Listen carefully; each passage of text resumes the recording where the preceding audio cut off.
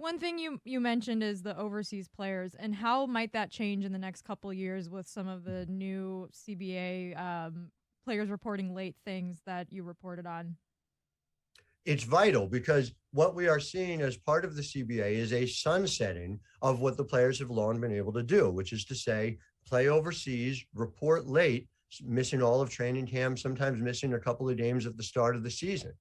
Essentially, a lot of players were utilizing the European leagues as their main paycheck, and rightfully so. They were getting paid significantly more to do so, and then coming over to the WNBA when that was all done. Part of the increase in salaries came with that trade-off, a sunsetting of the ability to do so. Now, the question is more, can the WNBA, over this next period of time, make it worth their while for the players to prioritize the WNBA? And those are going to be questions that, again, are more complicated, right? It's not just, well, European team X is going to pay more money, so they're going to be the priority. There's building your brand in the United States. I was talking to Brianna Stewart about this a few weeks ago. You know, she has a shoe deal. Well, that shoe deal is in part dependent on making sure that she has an American brand here. Now, Brianna Stewart is a name that's already built. What about a player who's coming right out of college?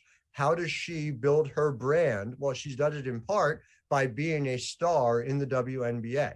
So a lot of these things are interlocked in ways that I think people are only starting to unpack. You brought up Brianna Stewart. I mean, she's definitely playing for the Liberty after this year, right? Can you report that?